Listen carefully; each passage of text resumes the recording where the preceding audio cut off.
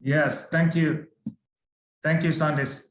And for your information, everyone, we will record this event.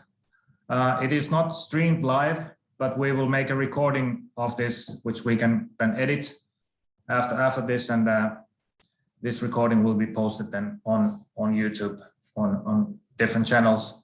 So if you have any considerations or questions regarding this, so please be in contact with us, and we can address these concerns. But as you saw, this meeting from now on will be recorded. Thank you. Okay, before my introduction, I would like to learn something about you as participants in this event. And for this, I have opened a poll on the Menti platform, and I will share the link to this poll in the chat.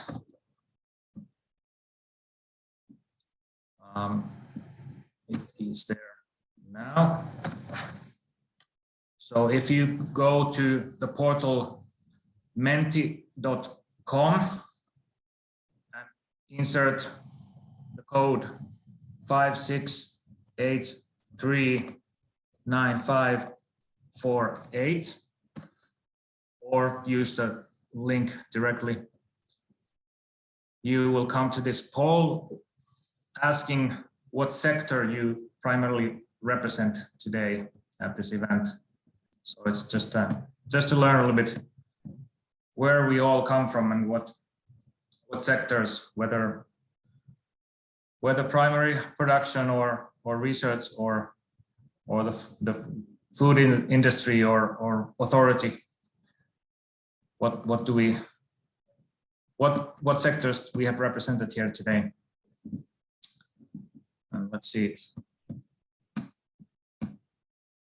Quite nicely, you have already answered. Half of you have answered, and it's quite even.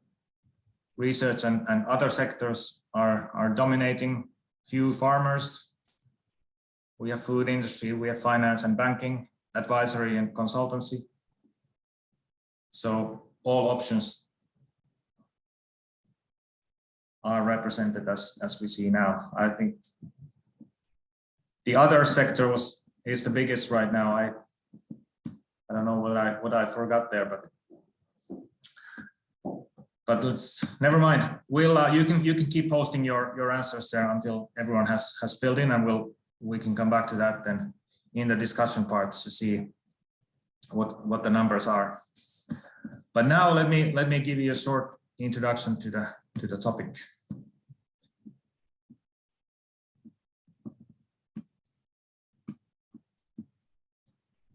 And just a second, I will upload the presentation.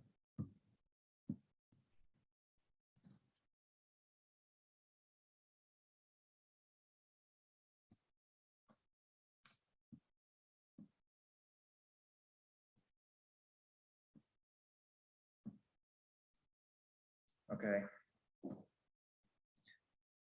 So the program of today is that we have 3 speakers or panelists. After me, we have Ulla Luhtasela from Nestlé, the sustainability manager for the Nordic region. Then we have farmer Jari Eerola from Setälä Eerola farm in Finland. And then we have a farmer consultant, Łukasz Czech from Poland. And after that, we have plenty of time for open discussion.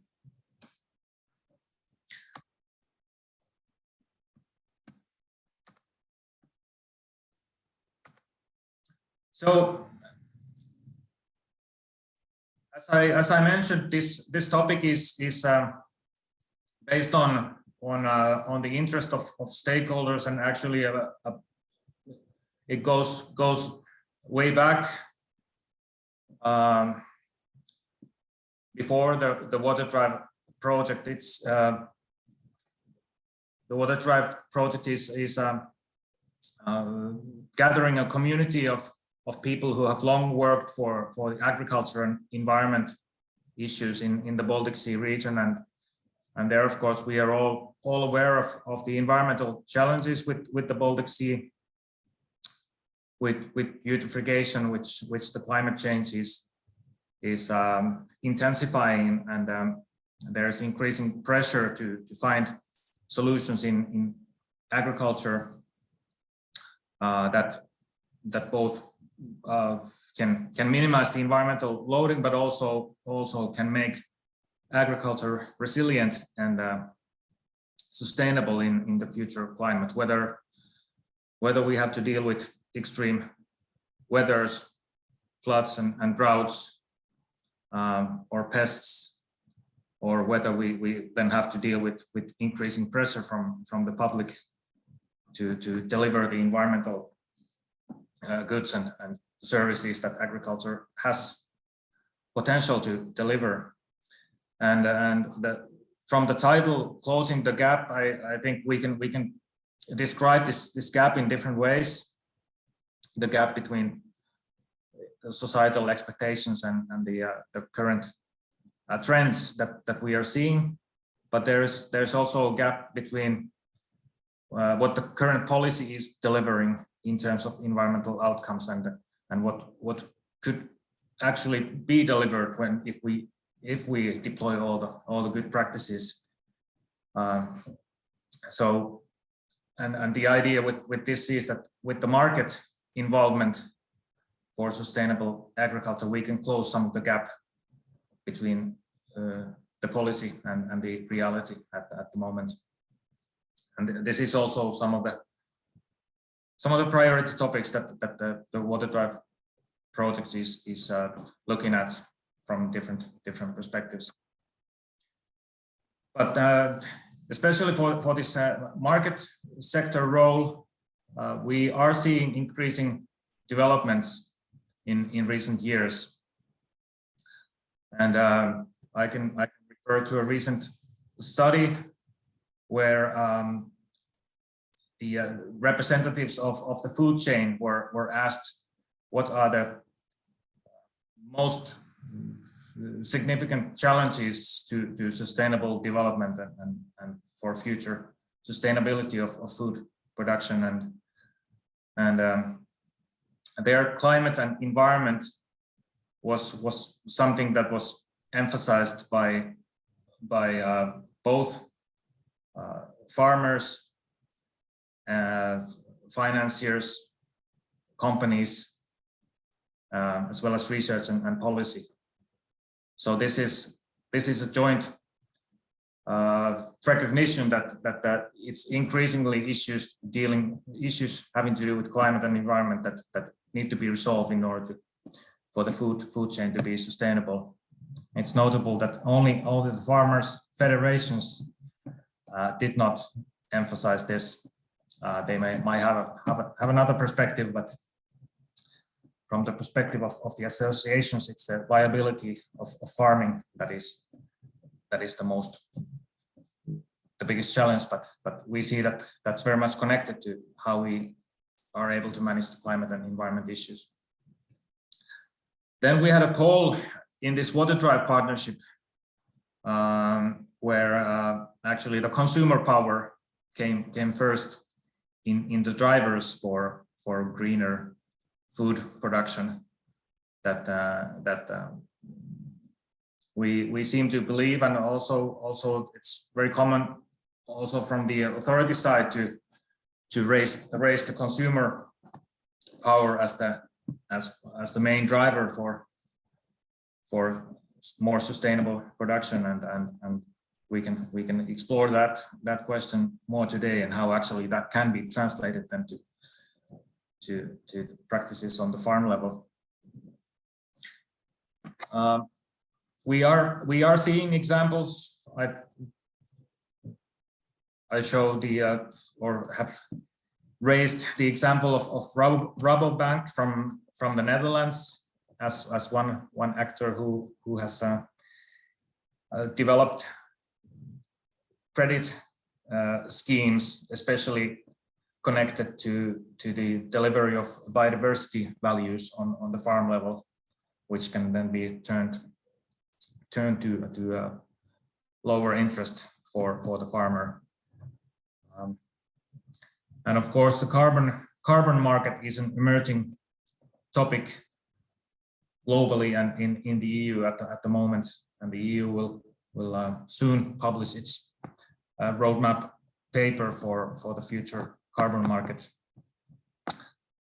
And of course, another initiative by the EU, which is serving the same aim, is the data management and more comprehensive and integrated system of connecting farm data with climate data and market data for better value chain management and also environmental management. That's also a topic that we will look at more today. So this work is just based on, it's not a study, it's based on how we have observed the situation in the project and also within the Baltic Sea Action Group, working with our stakeholders. These are some of the challenges that we have observed and discovered for exactly this market driven approaches to sustainable agriculture.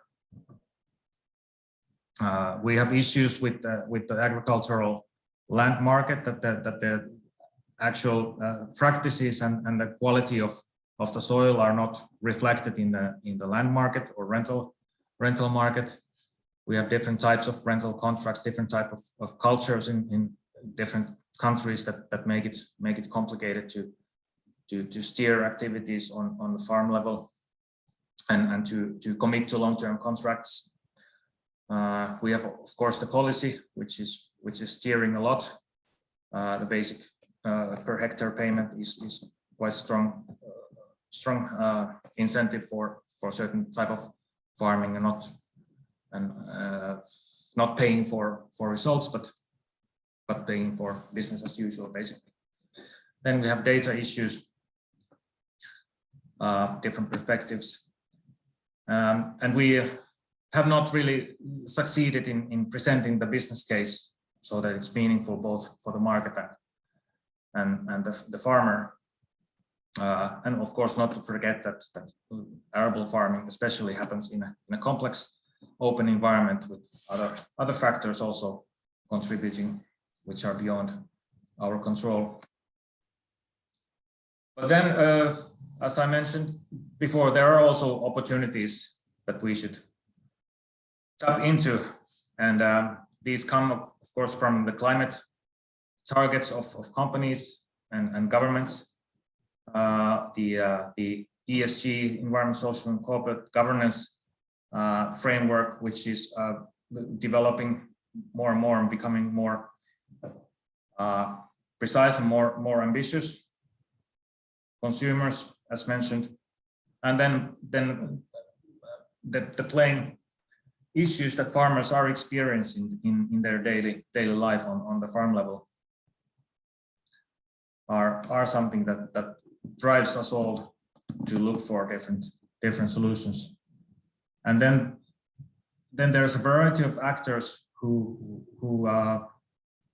we can see that potentially could have and take a stronger role here, and this is already happening. So I think that the path is now set. We just need to step on it. And today we have a few examples of exactly that. But you can approach this question from different perspectives, and it's okay that different stakeholders also have their own motivations and drivers for this. But there are some, I guess, the framing principles that we from this project side want to emphasize And also these are also, of course, values that the Baltic Sea Action Group is strongly advocating for. So that the first one is that we would primarily look for ways how we can integrate farm level productivity and environment. So that, like we like to say, we can farm food and carbon on the same fields. And then that there is environment-based income flow for the farmer, so that those farmers who are going the extra mile and taking extra good care of their soil and the landscapes are rewarded also financially, either in savings or additional income. And that we also always keep in mind the holistic environmental benefit. We should not look at just one attribute, but keep in mind that it's all connected. Soil, waters, biodiversity, climate, it's all connected, and when you keep this in mind, then we will have eventually good impact also on the broader scale. So with these words, I would like to open the floor for the first speaker, who is Ulla Luhtasela from Nestlé, and maybe allow you to introduce yourself, and you also, I understand, have your presentation there, so you'll run it from your own computer. So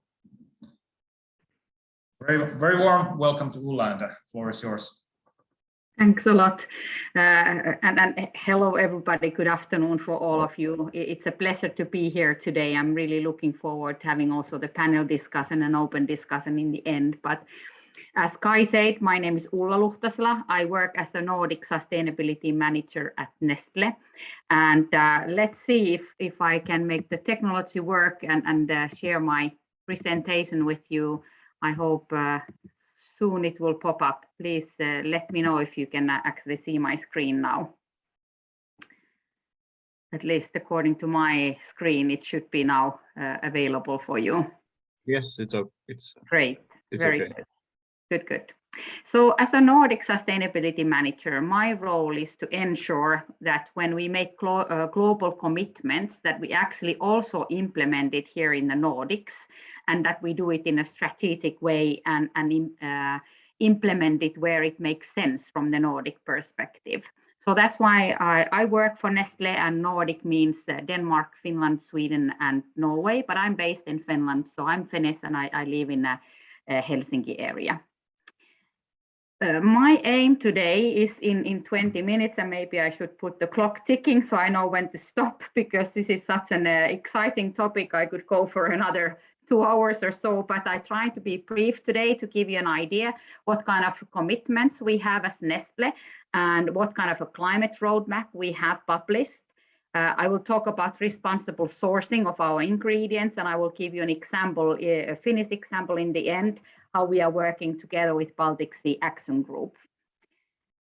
And as a starting point, just to give you a perspective, how big Nestlé is I don't know, maybe many of you know that we are the biggest food company in the world. We've been operating already more than 150 years globally, and we have about 2,000 brands. Some local, like Piltti and Puljonki in Finland, or Zoegas coffee in Sweden, or Oscars in Denmark. But we have many global brands as well, like Fitness and KitKat and Nescafé, just to mention few. But 2,000 brands, so we are a brand house. We have a lot of people working for Nestlé, almost 300,000, and we operate, you can buy Nestlé products almost everywhere in the world, except I think North Korea. We have almost 400 factories. They locate in more than 80 countries, and we are very happy to have 2 factories in Finland and 1 in Sweden and 1 in Denmark. So we do have also Nordic production. And our net sales in 2020 were about 77 billion euros. And every day we sell about 1 billion Nestlé products in the world. So this scale actually gives us, both in good and bad, the responsibility, but also the ability to actually change the food system and impact the ways how we today operate and how we can move towards even more sustainable way of producing our food. Here you see our climate commitments, and these are global commitments. We have promised that we will be net zero. We have net zero emissions by 2050, and this is really the United Nations Science-Based Targets Initiative, where we have also published our detailed roadmap, and I will shortly show you what do we have in this roadmap. It means that within our own value chain, which is a full value chain starting from all our farmers and suppliers to the store level, we need to do real reductions. We have promised to do 20% reductions in our emissions by 2025 and half our reductions by 2030. No offsetting in this global corporate level commitment, and we will also have many carbon neutral products along the way, much faster than 2050. And it all starts from our footprint. 2 years ago, we made a baseline study, or South Pole did a baseline study for us for global emissions. It's very big. It's 92 million tons CO2 equivalent, which is about twice the emissions from Switzerland, which is our headquarter country. The baseline is 2018, and you can see that actually the big part of our footprint, carbon footprint, comes from the primary production and our ingredients. It's approximately 65%, depending on the product category we are talking about. So very much work to be done on that area. And if we look at more specifically, this is the EMENA, zone EMENA emissions, where you can also see the split of the ingredients which are mainly contributing to our carbon footprint. So dairy products, fresh milk, coffee, cocoa are very much in focus, but also other ingredients. And when we talk about our corporate level commitment, it really means that we are looking at our full value chain. If we wanted to be carbon neutral or net zero within our own operations, meaning the scope 1 and 2, we could do it actually fairly quickly, or at least much faster than the 2050. But we look at the full value chain. We believe that our footprint, we should influence all the way, starting from the agriculture and our raw material suppliers, not just the manufacturing and our own packaging and logistics, for example. But we work in all these areas, and I will give you some examples what we are doing in practice. This is a bit busy slide. I'm not expecting you to read it. I have a bit more in the next slide explaining what we do, but I just wanted to give you an overall picture on what are we doing, or how our roadmap looks like, where you can see that if we continued as of today, we would be just having more and more emissions because we are growing all the time. But instead of growing our emissions, we will reduce. We will go to 20 and 50% and eventually reach net zero by 2050. And here I have a little bit more sort of highlights from our roadmap. In the next 5 years, or actually 4 years remaining, by 2025, we have already made some big commitments, and I have classified them a little bit in different areas. So if we look at the first 3 ones here on the left, you can see that we believe that there should be enough carbon sinks in the world. And one way of ensuring it is that we have promised to be 100% free from deforestation.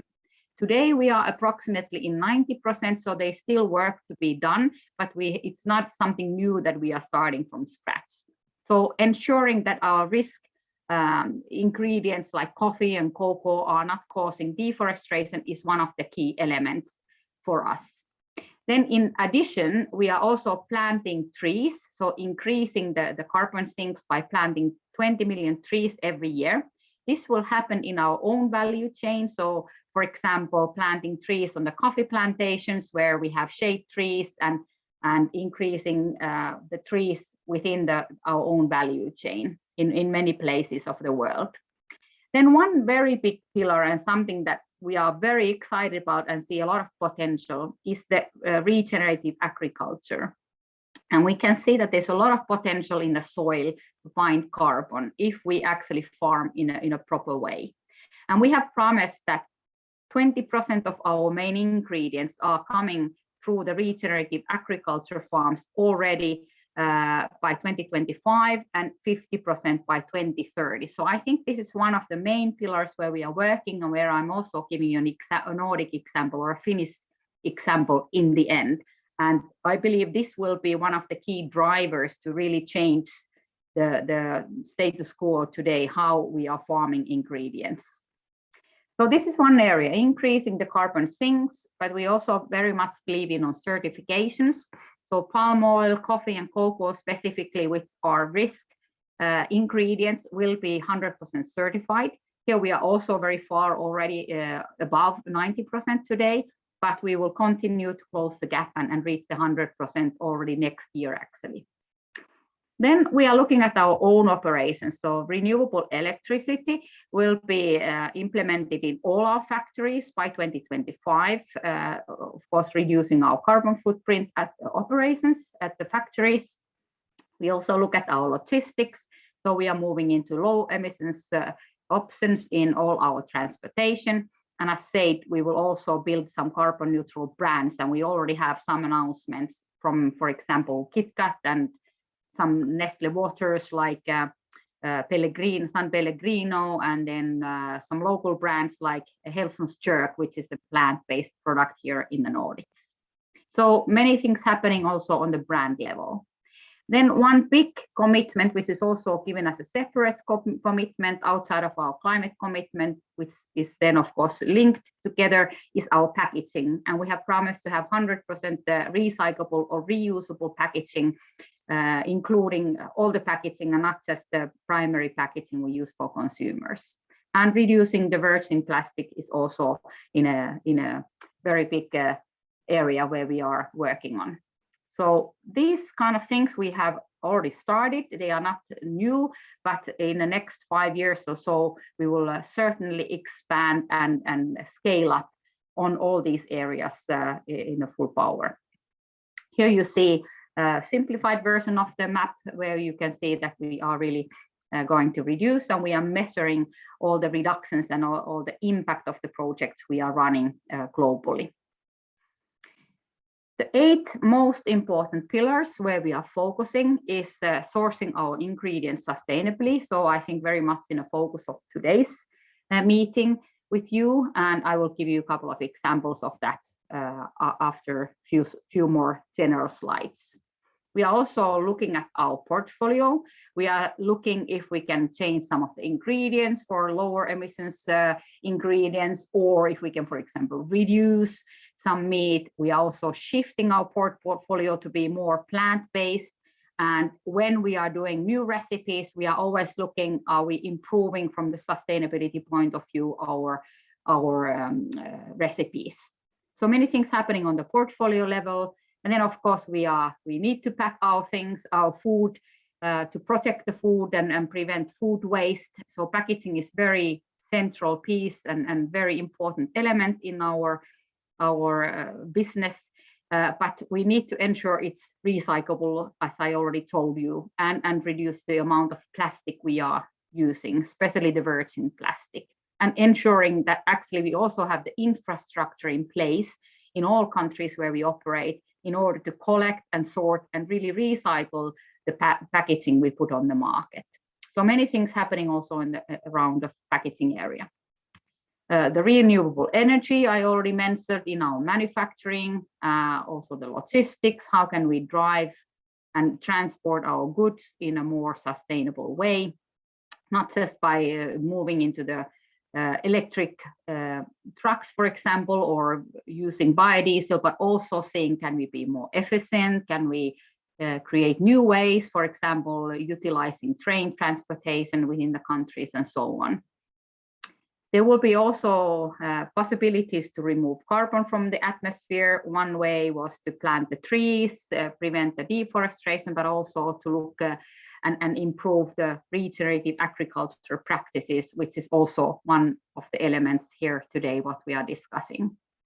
Then carbon neutral brands and also the advocacy we do. We try to influence the policy making so that actually it makes sense to be more greener. It would make sense from financial point of view, but also from a policy point of view to move faster and move in a big scale towards more sustainable farming. So these are the 8 pillars which we are driving and which is driving our actions on the local level, but also in the global level.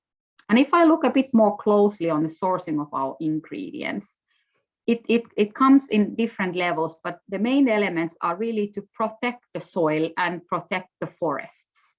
And many of our ingredients, they are actually coming from natural ecosystems, and they are under the pressure from agriculture.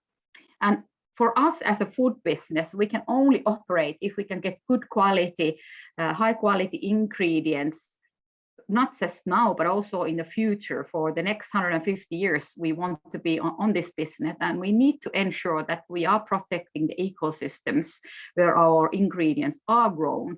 And that is really one of the center elements of our operations. Therefore, we plant trees and shrubs to protect the crops. For example, like I said, in coffee plantations, they are very vulnerable. We have been buying new coffee plants, but also the protecting crops, protecting trees around the plantations so that they would support each other. We also believe in enriching the soil through sustainable agriculture or regenerative agriculture, where there are a lot of benefits beyond getting the soil improvements and getting the better harvest, but also to look at the biodiversity, for example, which is really crucial for our living soils. And then we are also restoring forests and peatlands. When we look on how much there is potential to reduce and what we are aiming to achieve in the coming years, if we continued our operations as of today, you can see that we would end up to somewhere around 37 million tons emissions, but while we are growing at the same time. But now with these interventions, we are targeting the 14 million tons emissions, which is a significant decrease over the next decade, or a bit less than a decade we have left. And this, I think I have already mentioned, the biggest potential we see in the deforestation, preventing the deforestation, but also the on-farm agroforestry, for example, planting trees and other plants around our crops, and the improved agricultural practices such as regenerative agriculture, using cover crops, using organic fertilizers and multi-crop rotation. And agroforestry off farm is one way. So there are a lot of projects ongoing, there's a lot of initiatives ongoing, and we do see that we are reducing our footprint and improving things gradually. So today's reality, we can see that we have, especially in Europe, but all over the world, moving to the monocropping, where we are just harvesting one crop at a time, and we are chemically boosting the farming by using fertilizers and pesticides. But where we really want to move is looking at the regenerative farming, the cover cropping, having the greens all year round available. And once we start learning with our pilot projects, when we are getting engaged with farmers, then we can really scale up the regenerative practices. We have millions of farmers who are working with Nestlé, either directly or through our suppliers. So we see a lot of potential in this area, both in the regenerative agriculture, but also in restoring our ecosystems. The reality today in many parts of the world is that there is still deforestation happening. Even Nestlé is not, we are not even able to confirm 100% free from deforestation today. So there's still things we need to do. We have satellite investigations, for example, ongoing to ensuring that the areas where we supply from are not increasing the deforestation. But what we want to start doing is really on storing the nature and storing the forests, and moving into the agroforestry models, where we will have several different crops and layers at the same time. For example, the cocoa trees can be mixed with other crops and other trees in this agroforestry model. So this is something that we are also working on and scaling up in the future. If we move to the Nordics, I have some highlights where we are today and what we are aiming to do in the near future. We are, of course, committed to the 2050 the net zero emissions by 2050, and also the packaging. That is obvious. But when it comes to the renewable electricity on our factories, we are very happy that we can actually already fulfill this commitment next year. So by 2022, we are able to say that all our factories have 100% renewable electricity. We will also have some local brands or some brands here in the Nordics which are carbon neutral, as I also mentioned before. And the fossil-free road transportation will also become reality by 2025. So our customer deliveries are going to happen with the biodiesel options, but also by electric truck, for example, ensuring that we have a lower carbon footprint on the logistics. We are also looking at the efficiencies, for example, obviously, but it will play a role also in our roadmap. And then one of the key initiatives we have in Finland is that we are enrolling our key farmers into the Regenerative Agriculture program, the Carbon Action, which is run by the Baltic Sea Action Group, which is my next slide. So I actually didn't really prepare anything to explain what is regenerative agriculture. I assume that you all know what are the benefits and what are the methods and what are the general rules or general ways of working when we talk about the regenerative agriculture. So I hope I'm not skipping anything important here when I'm not explaining what is regenerative agriculture. But I'm sure you all know that Baltic Sea Action Group operates in Finland, and we were so happy to find such a great partner in Finland who is very experienced and very advanced already in the carbon farming and has a carbon action platform established in the country. So we engaged the last, I think this year, in the beginning of this year, with BSAG, and I'm very proud to tell you that a couple of weeks ago we had our first training. We have some Finnish farmers farming potatoes and carrots and onions who are supplying us in a Turku baby food factory where we produce piltti. And then we have a Puljonki factory in Juuka, which is Nestle professional food, meaning that we have bouillons and sauces for kitchens and big kitchens and restaurants. And we have also onion farmers on board on this program. So the idea is to really help and support these farmers to do the transition. We do this through Baltic Sea Action Group. We have great experts helping us. And once we had this training a couple of weeks ago, we were really happy to see that this group is very engaged. They are very enthusiastic to get started, and they already had quite a lot of knowledge. So this will be a great journey. This is also a very busy slide, but I just want to demonstrate that we actually have a full plan. It's not just that we provide this theoretical training once and then expect the farmers to do it on their own, but we will really have several steps on this journey this year and next year and then even beyond to ensure that they have enough support and they have enough knowledge and they have enough help and support along the journey. So we already had a preschool where we actually were explaining the basics of regenerative farming. Then we had the 2-day training, a physical training in Finland, where we had lots of experts and lots of good discussions, what they could do and how they could do things and change things in their farm. Now we will also have support for them to build their own roadmaps and start testing. We will provide help next year with experts visiting the sites and looking at what works and what doesn't work, and also a field trip where they can learn from each other. So a full detailed roadmap planned, and we are very excited about it. But as the world is not ready, and even if Nestle has a lots of potential to change things, we are not there. This is the beginning of an exciting journey, but we still need to work together with many stakeholders. Nestle can't do this alone, but at least we are trying to drive the things into the right direction. But we welcome all stakeholders to work together and really see what can we do together to change the agriculture into more green. now I can see I'm 1 minute over time, so I stop sharing now, and I'm very open to have a discussion around this topic with all of you. I hope this clarified a little bit like how the big company is driving the agenda on this area.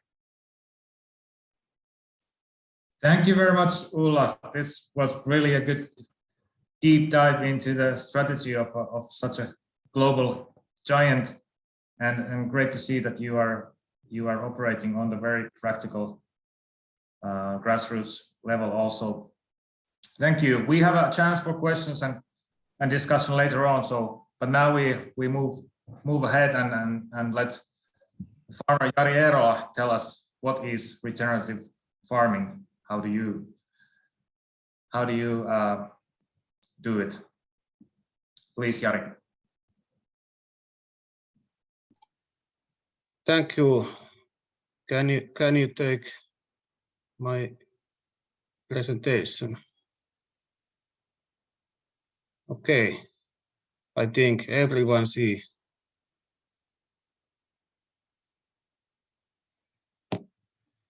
Is everything all right? Can I start? Yes. Okay. Yeah. It was a lot of information from Ulla, and now I will tell something how we farming regenerative way in our farm. Okay, here. There's some facta from our farm. Actually, it was about 3 years ago when I meet first time regenerative way to farming, and it was somewhere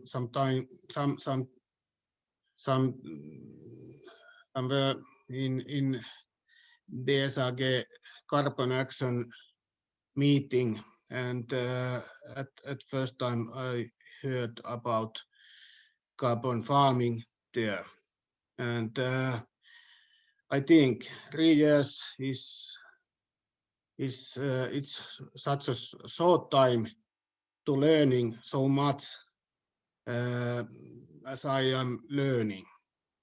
There's a lot of information, but it was very interesting and very motivation way to farming.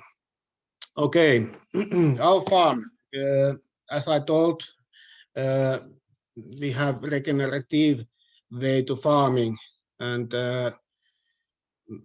our farm owners is me and my wife Elisa, and totally we have field area 155 hectares, and we have only 55 hectares, about 55 hectares owned, and rest are rented.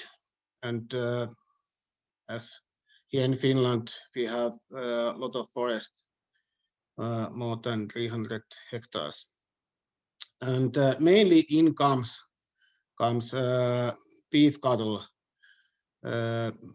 We growing up bulls, and there's about 180 species bulls, and we have long history.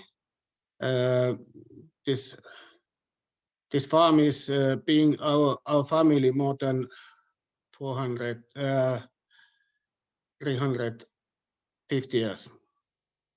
Okay, I tell something about beef farming. The calves comes. No, can you take back? Yeah. Calves comes from other dairy farms. Maybe it's 100 kilometers circle around our farms, and it comes our company cooperation company Atria, and they drive the cows to our farm. And about crop rotation and crop field farming, we have crop rotation, of course, because we have cows, beef cows. We need grass, and it's everything based to grass. We have about 40 to 50 hectares grass, and rest is grain, and we are growing up barley, wheat, oat, and those protein crops like raps and pea, and sometimes we have a renovation plant, and mainly we should plan crop rotation so that we have at first grass, and after then we have 1 year grain, and after then we have protein crops, raps or beer, and after then 1 year grain again, and that is main important because we don't have grain. We have only 1 year grain, and after then something else like protein crops. And pea we using in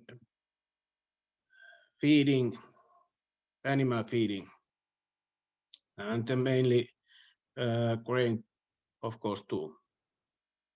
And in Finland, mostly we are growing up spring grain, but nowadays I am learning more and more growing up winter grain, and nowadays we have done more than half grain areas is winter grain, and I hope and I think grain production will be increased in the future, and I think our yield level is going a little bit up. I hope so. And of course, winter grain is more productive than spring grain. And most of yield we used to cattle feeding, and part of grain yield we can sell out to food industry. Okay, next year. Yeah, animals. I think something our animals production, and it's kind of idea. It's to growing up bulls. Yeah, bulls cows comes from other dairy farms, as I told. Milk cows are about 14 days old when they arrive to our farm, and slaughter age is about 18 months, and they are weighed about 380 kilos then. And our feeding is based to grass, and concentrated feed is less than 40%. It means that we have a lot of grass in feeding. Mainly feed is product at our farm, and we must lay outside only milk covered because the calves are so young. It must at first about 6 weeks using milk. They eating milk. Milk covered, it's and concentrated food for young calves, and feeding salt and minerals is needed to buy outside only, and everything else we product at own farm. In northern part in Finland, they must buy concentrated food for everyone because it can't growing up, for example, grain there, and many farmers using there. But we are located so short here in Finland that we can product everything, almost everything here in own farm. Okay, manure and slurry are organic fertilization, and it's using in field mainly. We must buy outside only little bit nitrogen, and of course, because we talking about regenerative farming, we must take care of fields, peoples, of course, animals. And I must to say that we have good production results, and it's based to high animal welfare. And meat production is about 650 grams meat per day per animal, and it's good level. And we must using antibiotics only maybe 5% of animals. It's very low level. Okay, next year.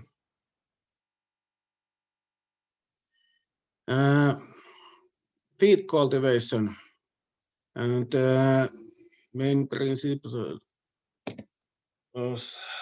is minimize field tillage, and we using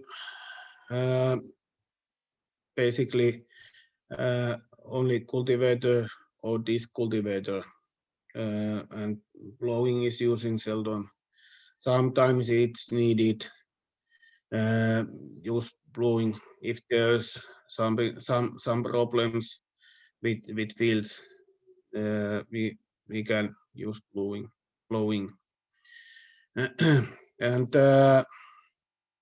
it's very important that understand that we are minimizing plant protection too, and we are using plant protection only for against weed, and we are using glyphosate using only 5% field area per year. Some years ago, we using a lot of plant protection, and many different products, and glyphosate we were using almost half of our field area before, and nowadays it's of course it's less in costs, and it's easier because we doesn't need to use so much plant protection herbicides. Yeah, next dear. Yeah, and it's very important to maximal connection, and we are using renovation plant radish products, and it's for make better field to product lot of organic material to soil, and yeah, radish is seeding at springtime, and it's possible to seed winter grain in autumn after radish, And I have using radish sometimes when we have to field there is not so much organic material in soil, and its product very much like you can see here in picture. And the other way to make connection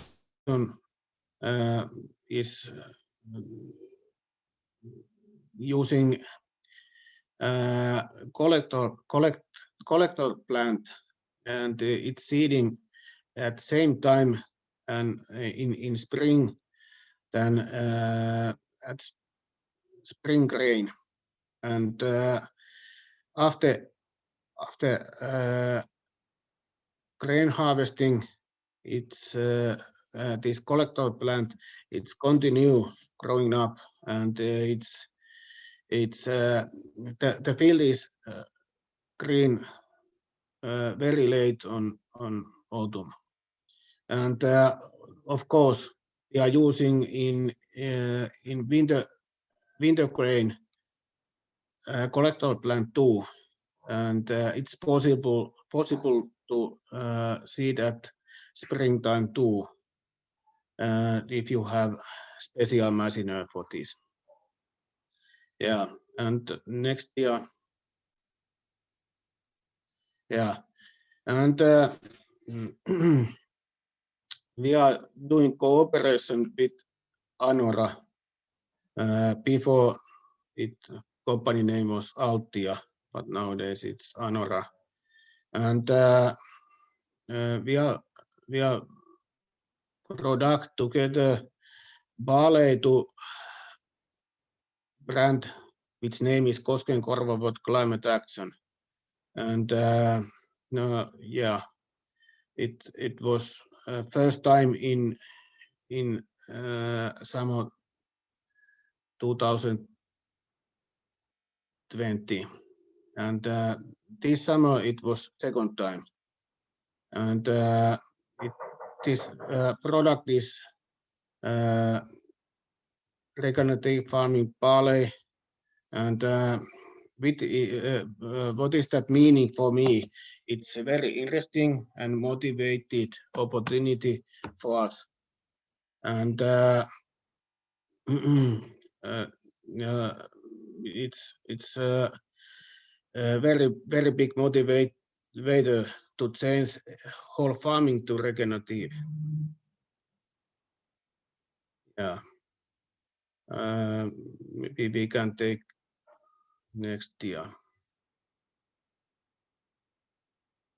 Yeah, I think there's everything what I have to say now, but if you have questions, you can make it, and I can answer if I can. Thanks, and you can visit our Facebook site and see something what we are doing here in Finland.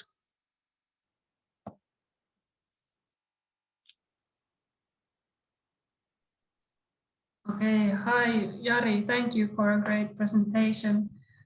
We will take the questions later on, but we will continue now with Łukasz' presentation, please. And after this, we will go to the questions, as you said. Yes, so do you see my presentation? Yes, and if you can put it on full screen. Yes. Okay, hello everyone. We are a little bit run of time, so I will try to make everything quickly. So my topic today and my presentation, it would be about agriculture, incentives, and bureaucracy. So a lot of interesting things to cover in one presentation. So firstly, a little bit introduction about me. So I'm a farmer.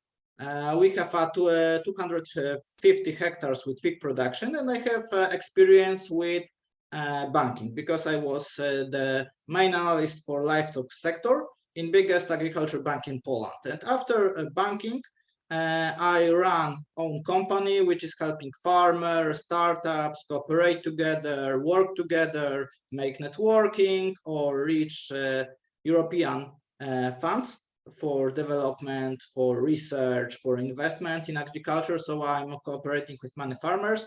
And also I'm creator of the biggest internet group for farmers in Poland with over 100,000 farmers involved.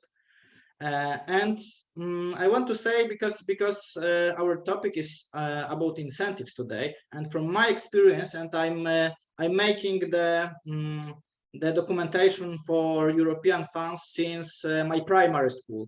So as a child, my father couldn't manage, the Excel file properly. So I was after primary school, I was fulfilling all the documentation. So the European funds for agriculture are for the whole life with me. And for me, it's the KPIs, the system of bureaucracy, the system of documentation is like fighting with burglary by giving fines for citizens because of buying improper doors. So the aim is good, but the procedures and how it looks like is not so good in practice. And my point of view that it's farmers gonna farm, and farmers mainly want to do farming instead of making documentation and bureaucracy and spending time on fulfilling documents and reporting what they're doing on the field. They just want to do the things on the field. And for example, from our research, that between 10 and 15% of daily time is spent for things related to documentation during average working day. Yes, okay? Lucas, excuse me, if you're presenting, because we are still seeing the title slide of your. So the whole time, because I'm all the time I'm changing the slides, and maybe I just okay, it's interesting because I see that on my PowerPoint everything is good. Can you put it in presentation mode? Yes, I put it again. Do you see the difference or not? It's still in the editing mode, but. And now do you see the changes? No. We see the 5th slide now. But okay, and do you see the changes on the slide now? we still see the 5th slide. And no changes because I'm changing the slides now. No, we are not seeing the changes.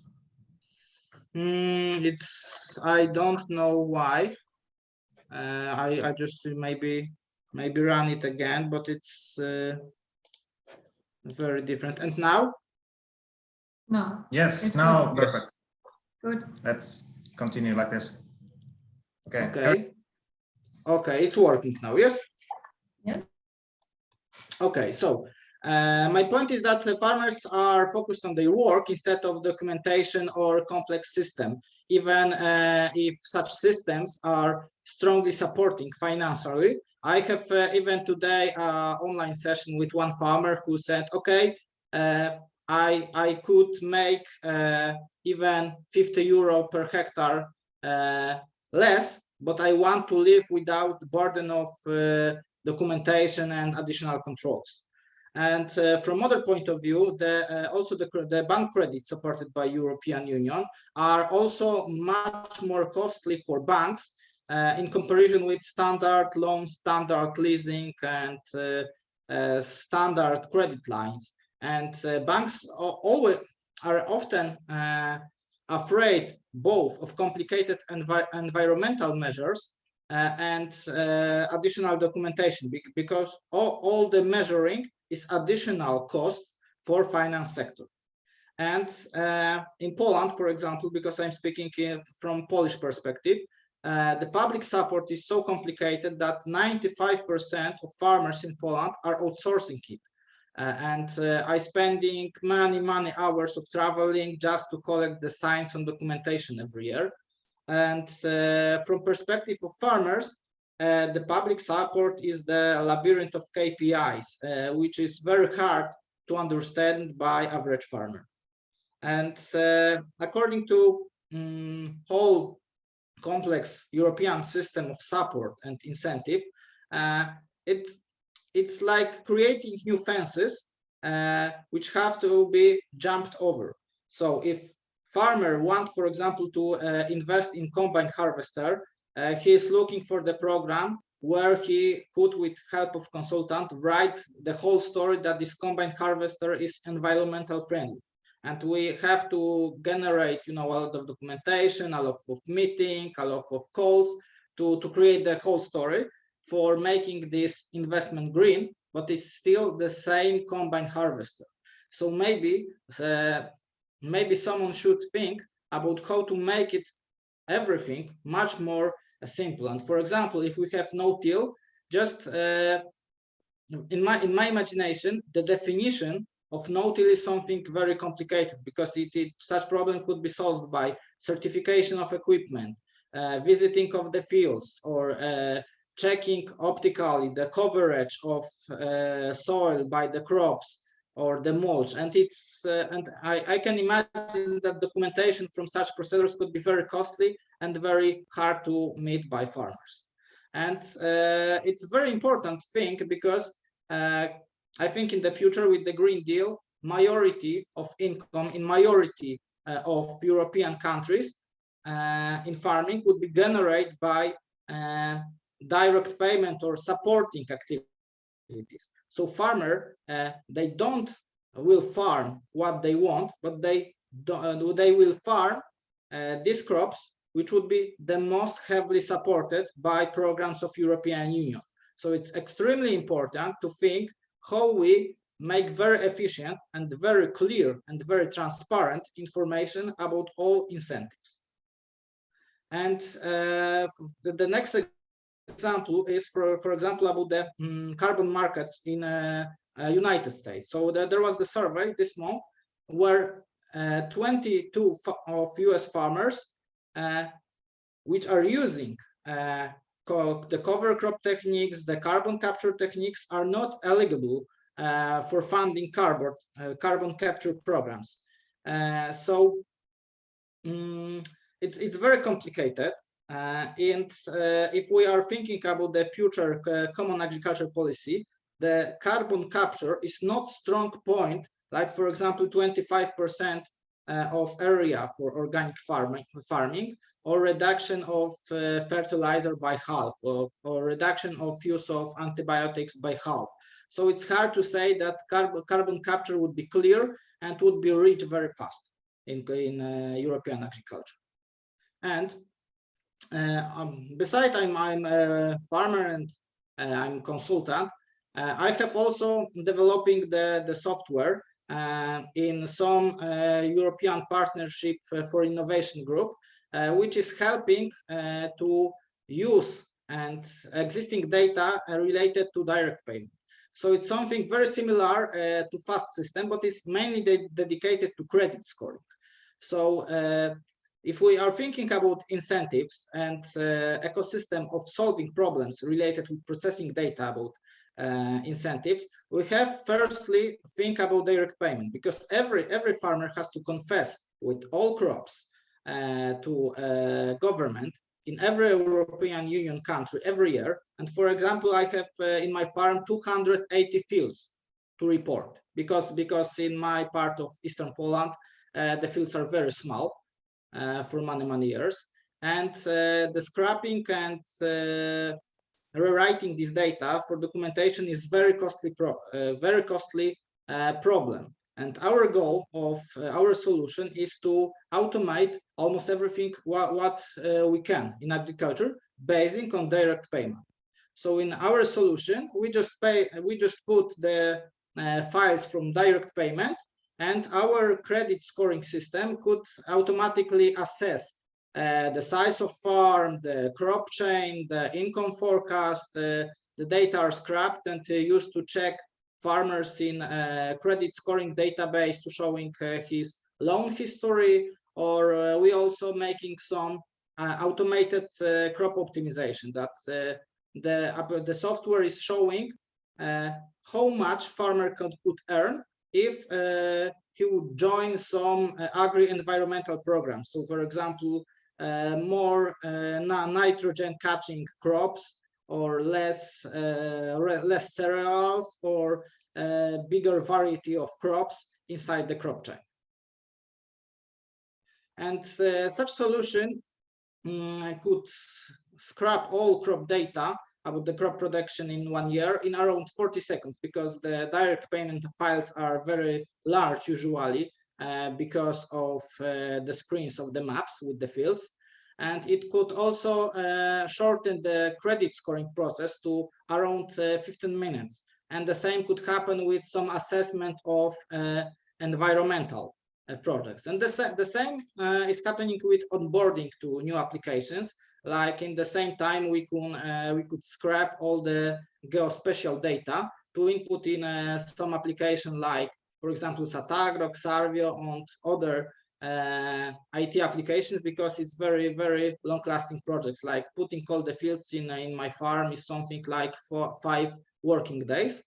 And we also have now on the MVP stage the crop chain optimization software, so we could check and forecast very fastly and autonomously which environmental program would be best for the farmer, which instant calculation of effects of the finance of the farmers. So thank you for the meeting. I hope that I catch the right time of presentation, I hope. Yes, thank you, Łukasz. You were very precise on the timing, and thank you for adding this other aspect to our discussion, which I did not raise in my introduction, that it's also the bureaucracy that farmers are experiencing, which is maybe limiting their time and energy for practical farming development. Now we can continue this discussion more openly, but we have maybe here with Anna, we have some questions to you three panelists first. So let's start with a round of these and then broaden up. Yes, I have just 2 quick questions to Ulla and Jari. But first, Ulla, what do you think about this bureaucracy point of view from a Nestlé, from a big company point of view? What do you do so that the farmers do not have to, or so that it's easy for the farmer to go into regeneratively or to regenerative farming practices? What do you do as a company to ease that work? Could you turn on your microphone is not on, sorry. That's true. The video is on, but not the mic. So I was just saying that's $1 million question. And when I was listening to these presentations, I truly feel sorry for the farmer, because as I say, they should be focusing on farming and ensuring that you are doing the smart practices. And if you need to report everywhere, both to get the incentivized from the CAP or the government, and now also the industry, it's tricky. I can't really promise that we would make it easier, because also as a global company, we need to ensure that, for example, if we are making any claims, that we can verify the claims, and it's not based on just some general understanding, but that actually you also have measurements in place, and that we can be honest and truthful and transparent with the claims we are making. I don't really have a solution how to make it easier. I certainly hope we are not making it even more complex, but to become a vendor or a producer for Nestlé as a starting point, it's not very simple. We need to ensure that the collaboration works, that we have a good quality, that everything is legal, everything is fulfilling the legal requirements. If I think about our potato farmers, for example, who are farming for infant nutrition, you can understand how sensitive category that is, that we need to actually, every batch that we are receiving, we are investigating for different environmental parameters that they are legal. So I'm afraid that if we move into the regenerative farming, it depends on, I mean, you can do it without having any claims. But I think the reality is that the farmers should get some benefits financially. And if so, then obviously you would have to demonstrate that that's true. Also from the industrial point of view, if the food industry wants to make any claims or talk about it, it should be somehow verified. And I think we should harmonize the ways how to do it. And not every company should invent it on their own. So maybe that would be helpful, at least that we could use some common rules and common grounds on doing it and harmonizing things at EU level and also, so it would be applicable for all companies, because obviously I think most of the farmers, they are producing for many different industry stakeholders and not just for one company. It's the same for our suppliers. They also produce for other companies. So at least those kind of data collection methods should be harmonized. Maybe that would be helpful. I don't know if our farmers have experienced it be more difficult with the regenerative farming coming from the industry requirements, not just the governmental requirements.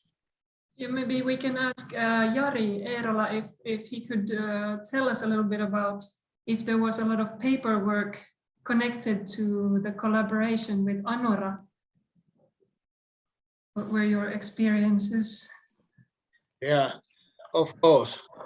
There's something paperwork, but we made that to cooperation with PREZENTÄCIJAS, with Juuso Joona from Tynäs farm. It was such so easier. I don't know. It's not so big problem, but of course it had doing everything very carefully, of course. Yes. Maybe Jari, I have a question for you. I don't know if you have experience in organic farming, and don't get me wrong, I have nothing against organic farming. We also supply organic products for our portfolio, a lot of that. But my understanding is that for organic production, there's quite a lot of do's and don'ts, which are listed and need to be verified annually by inspections. So compared to the organic farming, do you think the regenerative farming could be an easier way to improve the environmental things without increasing the bureaucracy? Yeah, actually, we are not organic farm, and I don't know not so much that organic farmers bureaucracy, but of course I know I have been learning organic farming, and I have a license to being in organic farmer too. But I think there's such a much bureaucracy in organic farm, and I think it should be easier if we can use more data. I think many organic farmers they're using only paper and pencils, and I think data and in systems in future it helps a lot. I think so. Yes, like Ulla said, it's probably what the market and businesses need: harmonized data and comparable uniform data from the value chain that is a basis for these kind of scaled systems. Would this, Łukasz, the idea you presented about this data sharing, have you thought of the value of this kind of system for these business cases, for the value chain management? Could it be the answer that company like Nestle is looking for?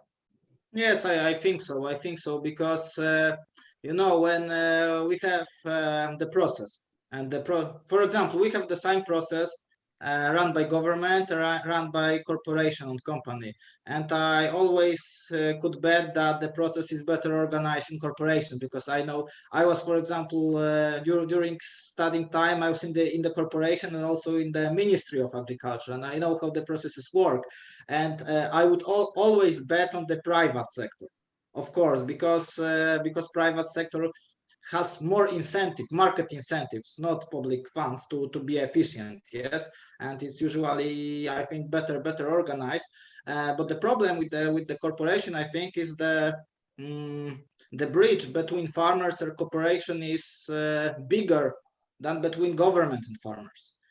Because usually I understand markets and agriculture society in Europe that usually farmers have some, how to say, the representatives of, for example, farmers union is active in politics, and I think it's not so common in the large private sector. For example, but I think the Nestle was at the beginning found as the farmers cooperative. Yes, so maybe it's a little bit different in this case. But I think that it's a little bit too far between corporation and the farmers, because very often seeing, for example, marketing materials or communication of corporations, the farmers are usually shown as obscure people, without the right knowledge on the one hand, or on the other hand, they are shown as super futuristic with drones and all the autonomously driving tractors, and the truth is in the middle. I think you have a really fair point, if I may comment, because I mean, with some farmers, we have a direct contact, like the farmers in Finland who we are now engaged with the carbon action platform. So, but those are special farmers because they farm for baby food production. And sometimes in the baby food production, we really need to even know the piece of the land where it's farmed, because the legal levels for contaminants, for example, or using the pesticides is very limited and very strict. So we build direct relationships with farmers. Also in some countries, for example, with our coffee farmers, but knowing that we have millions of farmers, of course, Nestle can't engage with everybody personally. So very often there's a supplier between. And very often we need, for example, with vegetables, they need to be peeled and cut and frozen. We don't really have that technology ourselves. So unless the farmer is also doing that, they usually go through a middle supplier.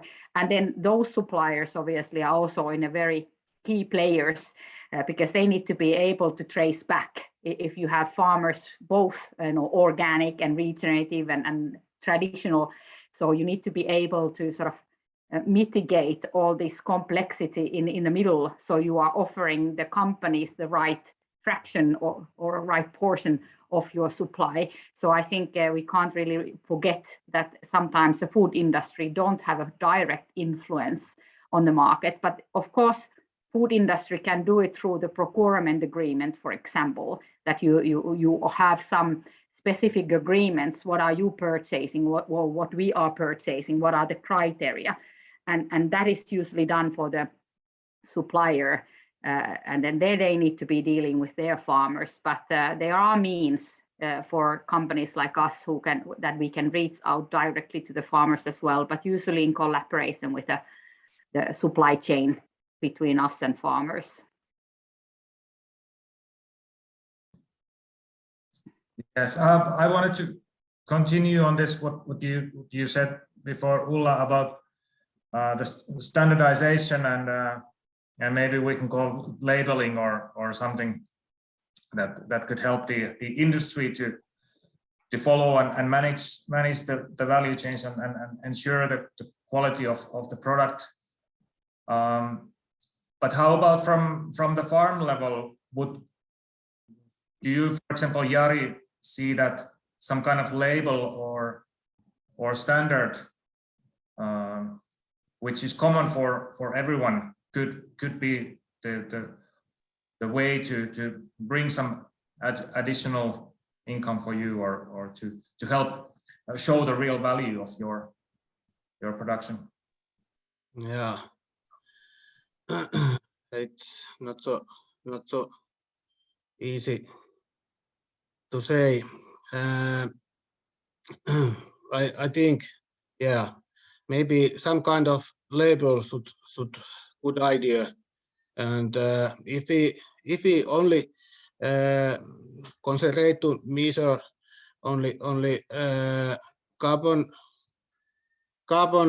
it's maybe it's not only good and best way to measure. We should take others than like biodiversity and so on at same label inside this label. Because if we think about meat production like beef and pig production or chicken, carbon level is not same, and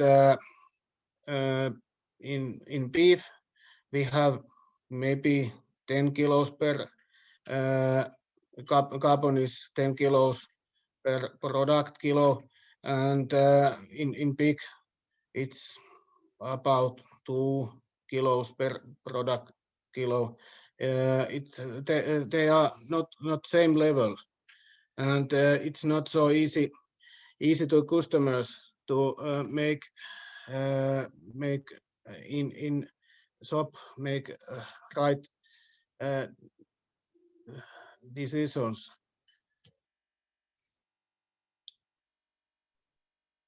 Yes, thank you. It's a difficult question to be answered right now, but we saw this hand by Miro Jääskeläinen. You had something to ask, and I would like to encourage everyone to ask questions in the chat room so that we can continue our discussion. If you have something on your mind, please let us know. And Miro, the stage is yours. Hello, well, let's see if my camera works.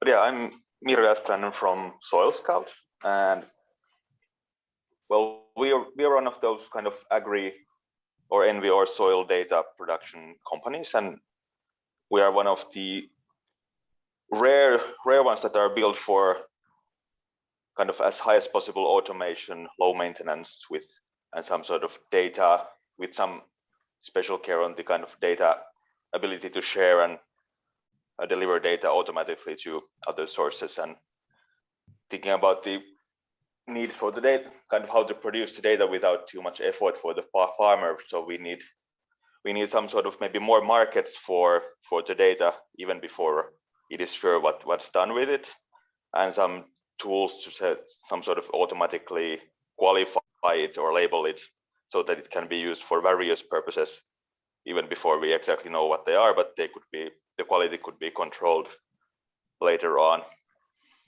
And of course then more service design for kind of instruments that are meant to be used by farmers at farms and not by installed and maintained by engineers or scientists like the current market mostly is, but we're taking some heavy steps on underground continuous permanent monitoring, and are happy to cooperate and are looking for all kinds of cooperation points for such ideas. That was about my point. Okay, thank you, Miro. Following on this, if we ask Ulla, talking about the data and monitoring on farm level, what are the parameters? Well, what would you need to know more on the farm level in order to manage your value chain better? Do you have something where would you take this? Yeah, there's a lot of discussion on the company level as well right now, what to measure and how to measure, and what parameters we should be following. The starting point has been that we want our farmers to take the training and start learning and start testing the methods. And I think what makes it a bit complex is that there is no one toolkit that you can just give for the farmer and say, go and implement, because it really depends on how your soil is doing already before you start, and what are your methods today. So, and where are you living? What is the climate, and what are you actually farming? So I think it is difficult to say that there would be one or two parameters who would give you the real truth. So I think what we are looking is that how they can gradually start taking the regenerative farming practices on board. Is there crop rotation? Have they reduced the tilling?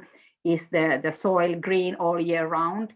So we know that by increasing the principal methods of regenerative farming, they are increasing the binding of carbon to the soil. They are increasing the biodiversity, but there's no end solution yet. How could we just go and measure something and say, yes, this is a regenerative farming?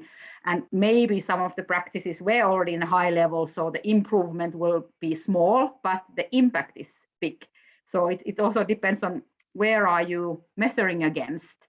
So I think I'm very much trusting and hoping that the Baltic Sea Action Group or the Carbon Action Platform, where we have a lot of scientists who are looking these aspects, will come out with a good proposal. What could we measure? For example, the soil, the organic matter in the soil, for example, could be one of the parameters, or how can we measure and verify how much carbon was bound to the soil? So I don't have really a solution to offer yet.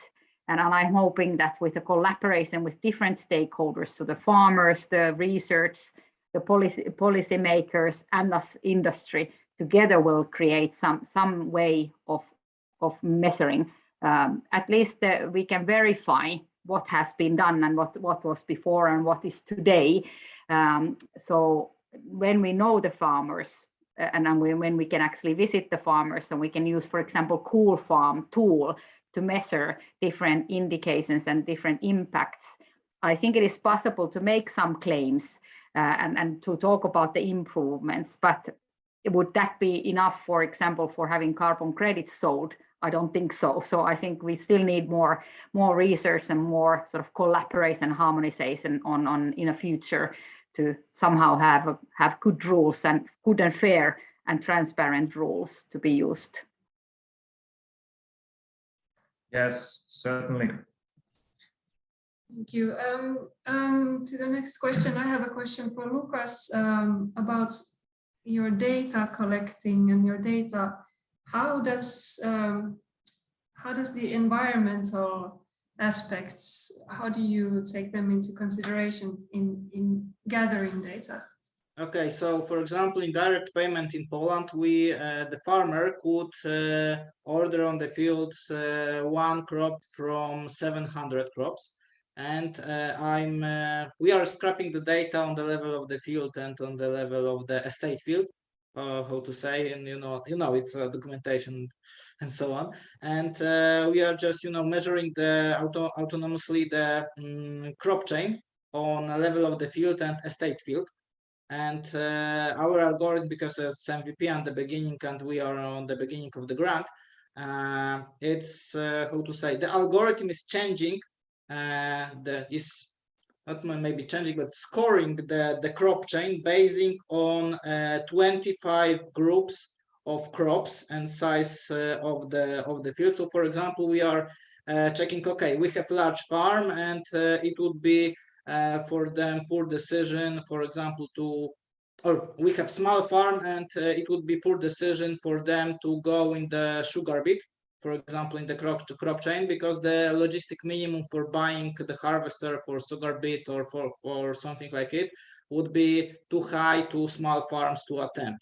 Or we are how to say, translating the requirement of public funds. For example, like we have agri-environmental programs that were, it's like equation, because I was making the Excel at own to measure such problems of the crop rotation on the field, that you have to get 10% of nitrogen catching crops, 10% of buckwheat, 10% of this, and on this field it has to be no more than 2 cereals in 5 years, and two times per 5 years you have to make the cover crop and so on, and in this year you have to make the soil probing, and it's, you know, that it's all ending like the labyrinth of KPIs, which could be translated into algorithm.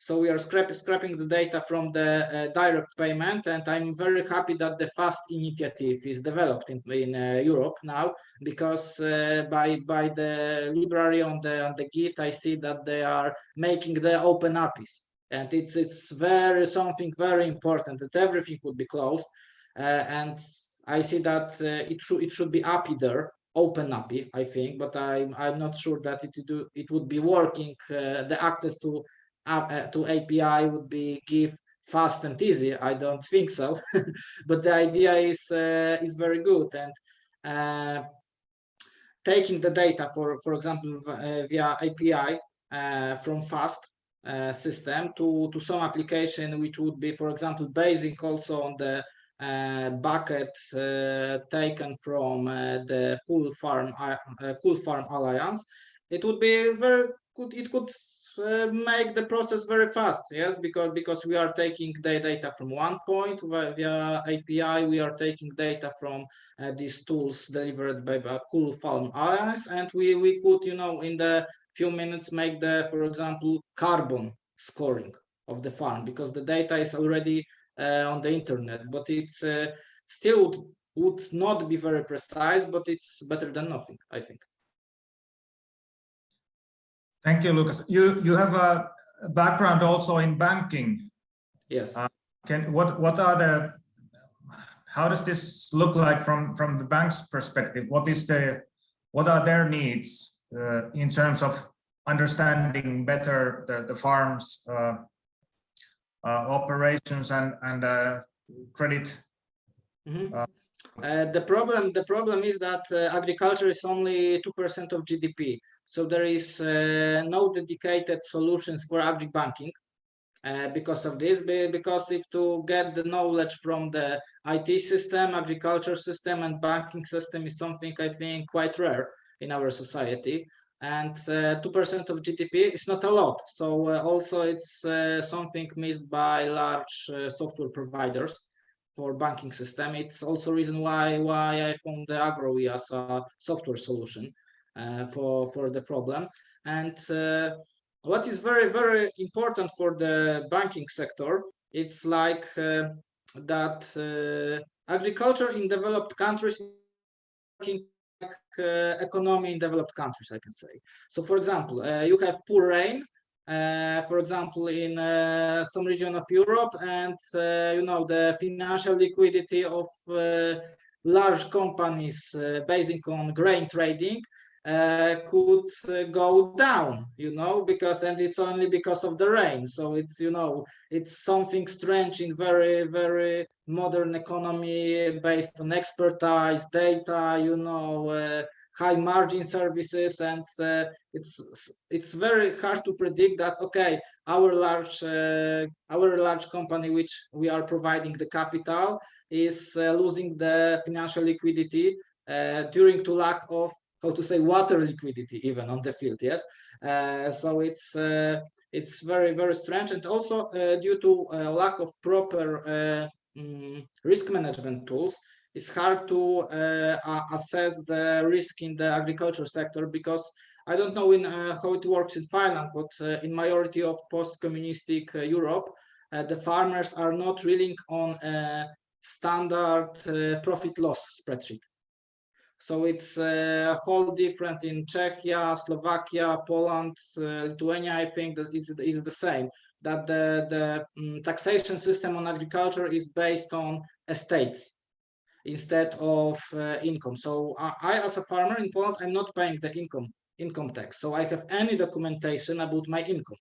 And the same is happening in other parts of Central and Eastern Europe. I think it could be the same on the Balkans, I think. And banks have to create own documentation to measure the risk, measure the portfolio, and measure the customers.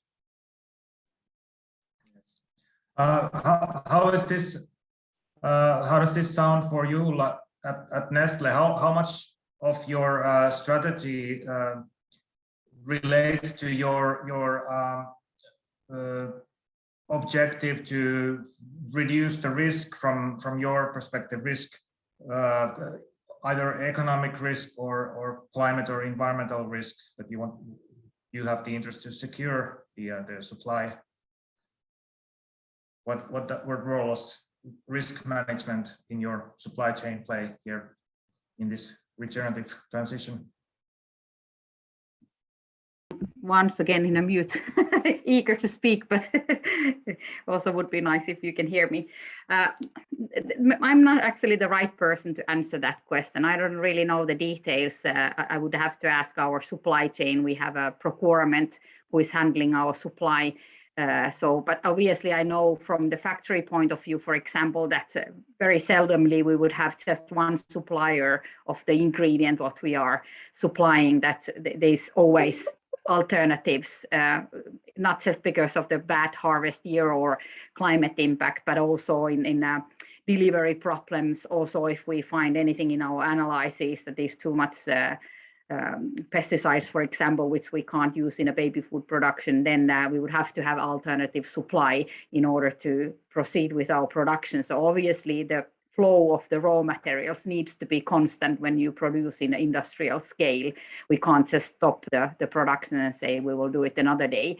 So in that way it is quite important, but to go into the details how we manage that and how big part of the strategy that is, I can't really give you an answer. But maybe I would like to say that the whole ESG management and how we can be transparent on our what we are achieving, how we are progressing with our commitments, for example, it's becoming extremely important. All the external stakeholders are measuring what we are doing, and they need to have transparent information to do that, because we also, even we are the biggest food company in the world, if we want to change the ways of working, if we want to develop new things and new portfolios, we need investors. And the ESG rating is becoming even more and more important on that, because people and companies and governments, they want to invest on the sustainable companies, and to be able to ensure that we are a sustainable company, you need to be having a transparent data to show the progress. So in that respect, it plays a really crucial role in our strategy. All right. Let's ask Jari also as a farmer, and if there are any other farmers in the audience, so maybe you can also react, or representatives of maybe insurance companies. How do you manage risk, Jari, on your farm, economic and climate risk?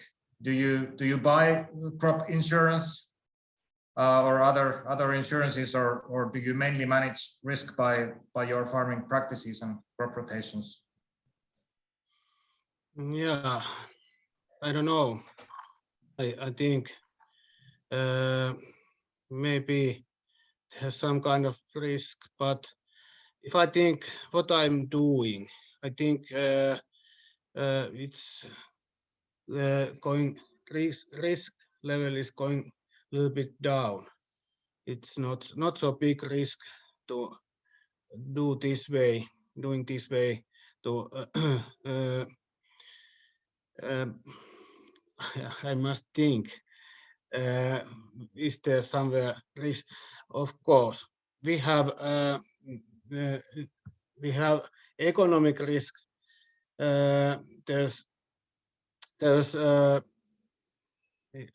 our support from EU.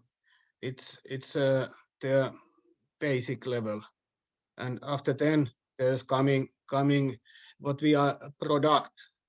And if we are minimized our fertilizers and herbicides and so on, we doesn't need you so much money, and there's not so much economic risk, of course, that's way.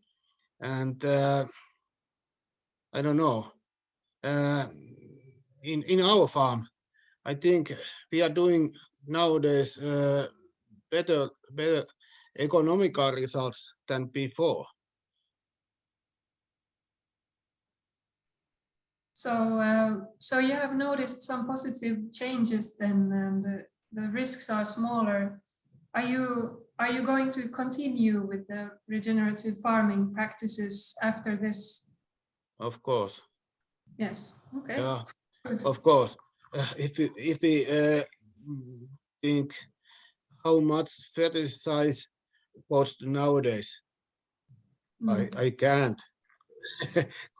It's too expensive by fertilizers nowadays, and our fertilizers using level is only 30% than before, and that is main reason to continue regenerative farming. May I comment? We have a short moment, but we're going to speak to Staffan Lund after you, Ulla, but a short comment from you, Ulla. Yes, just a short comment. I think this is amazing and exactly what I wanted to hear, because our understanding is that this is a win-win. If we help the farmers to get started and we give the practical knowledge and help and support on doing the transition, we really hope that the farmers can benefit from having a better harvest, the reduced cost, and also in the long run they are better, protected against the climate change. At the same time, when they are also helping with the battle against the climate change. And I'm very happy to hear that you can confirm that that's happening. And that's why we need the pilot farmers to be inside of the farmer culture, bringing these good messages and encouraging others to join. So great to hear. Yeah, but it's not so easy to make change for every farmers. I'm very lucky because our farm we have we don't not so much animals and we have enough fields. But if there's farmers who have very intensive animal production, for example, it's not so easy. I think it's same situation for very intensive potato farmers like you have. Okay. Well, thank you. That was good answers. Staffan Lund, if you would like to present yourself and maybe turn the camera on and. Yes, it's pretty dark here, but I have the camera on. So I'm from Sweden. I work on the WaterDrive project. I have a question to you, Łukasz, and thank you very much for all those very interesting presentations. WaterDrive is about this transition of agriculture towards more sustainable practices, but and we I wouldn't say 100%, but almost fully work on, if we talk about policies, it's about public funding policies. But how do you see this change over time? When you do another WaterDrive project in let's say 10 years, do we still talk about the public funding, or do we talk about industrial contributions or consumer preferences? I think we would still talking about the public finance because how to say, I think that the costly activity for the environment is like paying taxes. Everyone wants to say that he's doing it, but nobody wants to do it because it's costs like tax. It's every activity has the cost in the tax, and every activity has the cost in environment, to be sure. And our current financial system shows the larger company is, the easier it is to avoid the taxes. I don't know how it works in Finland, but in Poland it works in this way. And I think it could be very possible in the same way with environmental costs. And I'm concerned that we would still be speaking about the public funds, but because everyone, and it's normal, in our current capitalist system, that everyone wants to reduce the costs. Everyone wants to reduce the taxation of their own activity. And we are speaking about something like the environmental taxation in reality. And it would be still taxation. And because it's taxation, a lot of people want to avoid it. Yes. And for example, you know, I am cooperating with many farmers. Even my farm is such case that farmers, in case there is a profit, the farmers are doing a lot of environmental activity. So, for example, in my case, we introduce precision farming. We cut a lot of mineral fertilizers, and we are buying the waste from biogas production. We are in the environmental programs. And from my practice, from my experience, the best three things to make, you know, it's not like we need you know 100 ideal how to say the example, the test farms. We want, you know, a few millions better working farms. Yes. So for example, like giving small amount of manure or slurry every year is something good for environment. Regulation of the calcium and magnesium in the soil is something very cheap and very efficient, and it's not very popular. Or like Ulla said, the crop chain.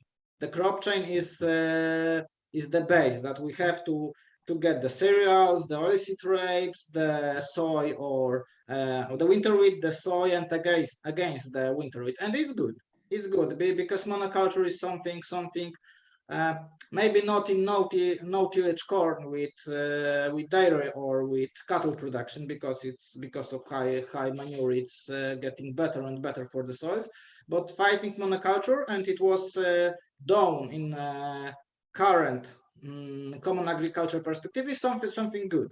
But the problem is that the whole system is ending like, you know, large labyrinth. And for example, there was some infamous case, I think it was in Poland, maybe in Bulgaria also. So for example, there was something like extra payment for making the walnut orchards. And there was such KPI that six trees per 1 hectare is enough to getting the payments. And you know, a lot of you know, farmers related to consultant company was you know, putting the 6 trees on the field and taking extra monies. And on the other hand, on one hand, we could get, you know, poorly created system with large holes.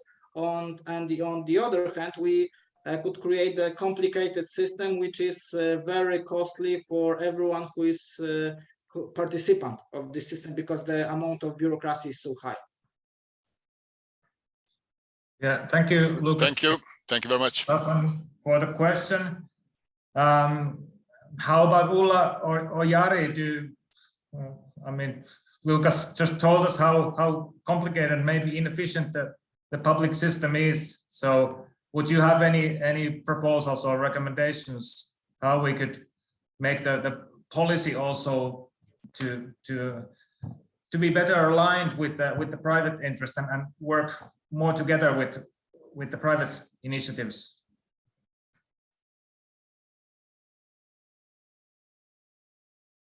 Jari, you have experience from both, so maybe you can give your insights. It would be also very useful for us as a company to understand what would be needed from the farmer point of view to make it easier.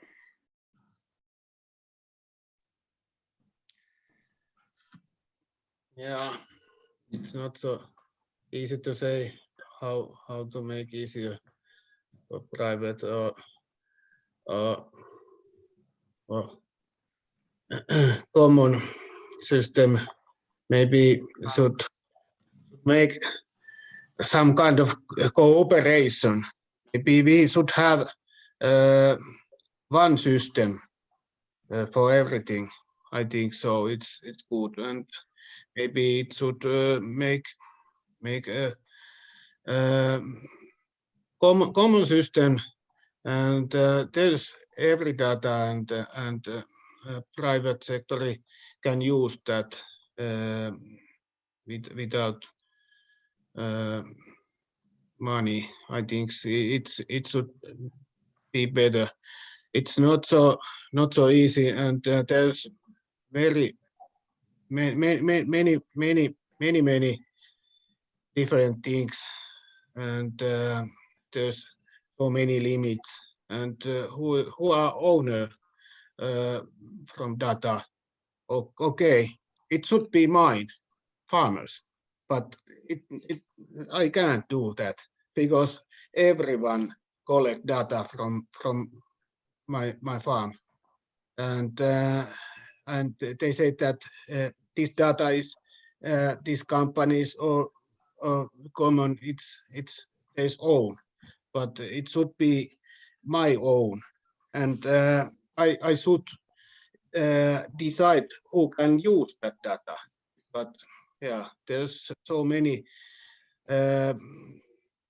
problems like this kind of limits. Thank you, Jari. Strong statement there. Łukasz or Ulla, did you want to comment on this? We are. I can make a small time comment now, about because I'm saying about the bad examples a lot of today. Yes, but I want to say about some good examples. So, for example, we have these epi groups. Maybe do you know them? That, for example, there's something like small horizon groups. Like, for example, there is a program in not every of EU countries, but it's like there is obligatory startup or corporation, university, and farmers. And one part of the R&D projects goes to the farmers, one part to the university, and one part to the corporation and the startup, and it works very well. But it's it's like giving the money for the group of people. This group should be characterized in the right way. So it's a small chance of failure, because everyone is holding by everyone's hand, I can say, like dancing in the circle, in the one cycle, and everyone has to move in the one pace and be efficient to get next tranches of the funding. And I think it's a good example of European funds, and it's just example to not be very pessimistic in the end. Yes, thank you.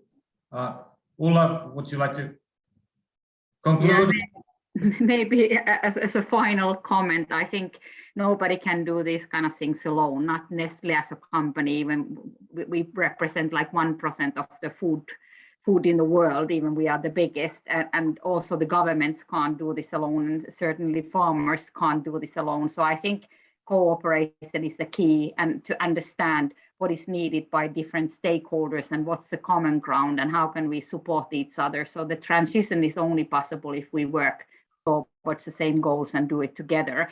And we need to start understanding each other better. Where are the gaps, and what is needed from the industry, what is needed from the farmers, and how we can do it together. So the collaboration, I think, is the key.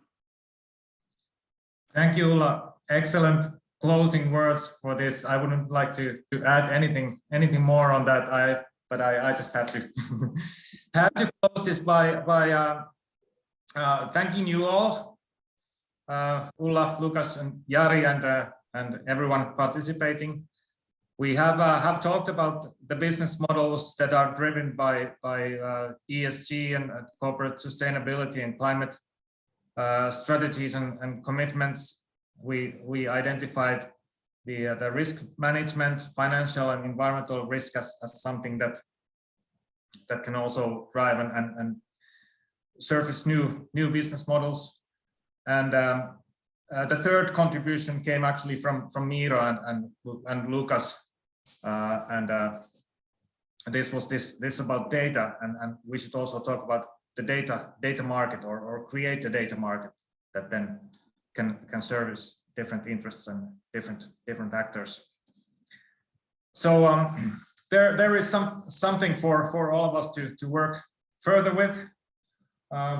We are happy with this, aren't we? Yes. Yes, we are. And like I said, there will be a recording of this event then some days afterwards to be posted online, so you will also receive a link to this. and also there will be some written documents and stories about this event, this topic coming up from the WaterDrive project. So we will be informing about those, and as well as other seminars and webinars we still have from the WaterDrive project. Tomorrow we have a policy webinar with some politicians around the Baltic Sea talking about their ideas and values, how we deal with this topic of environment and food and climate. So discussion will continue certainly, and this was really a pleasure for us, and really good insights and inspiration for all of us going forward. Thank you very much. Bye. Thank you. Thank you. Thank you very much.